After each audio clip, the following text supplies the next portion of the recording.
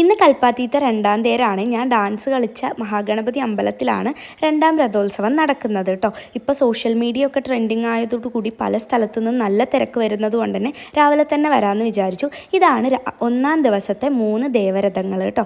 നമ്മൾ ഇടയ്ക്കിടയ്ക്ക് എൻ്റെ വീഡിയോസിൽ രഥോത്സവം കാണാറുണ്ടല്ലേ. കൽപ്പാത്തി കൂടാതെ കുറേയധികം കൊച്ചു കൊച്ചു ഗ്രാമങ്ങൾ കൽപ്പാത്തിക്ക് ചുറ്റും തന്നെ ഉണ്ട്. അതൊന്നും അത്ര ഫേമസ് അല്ല കേട്ടോ. അതുപോലത്തെ ഒരു കൊച്ചു അഗ്രഹാരത്തിലാണ് എൻ്റെ വീടും. അവിടെയും രഥോത്സവം, അതായത് എൻ്റെ അവിടെയും രഥോത്സവം ഒക്കെ നടക്കാറുണ്ട്. അതിൻ്റെ വീഡിയോസാണ് നിങ്ങൾ ഇടയ്ക്കിടയ്ക്കൊക്കെ കാണാറ്. അത് കൽപ്പാത്തിയുടെ രഥോത്സവം അല്ല കേട്ടോ, അത് അധികം ഫേമസ് അല്ല.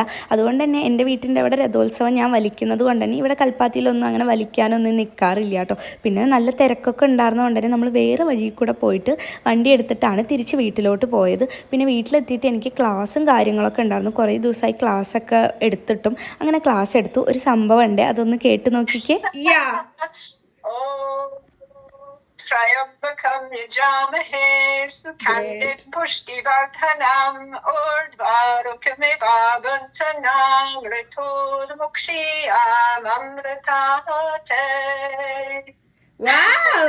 ഇങ്ങനെ ഇന്ത്യൻ കൾച്ചർ ഇഷ്ടപ്പെടുന്ന കുറേയധികം സ്റ്റുഡൻസ് എനിക്കുണ്ട്. അതിന് ഞാൻ ഭയങ്കര ഗ്രേറ്റ്ഫുൾ ആണ് കേട്ടോ. പിന്നെ ഞാൻ കുറച്ചധികം ടയേർഡായിരുന്നു, കുറച്ച് ഉച്ചയ്ക്ക് കിടന്നുറങ്ങുകയൊക്കെ ചെയ്തു.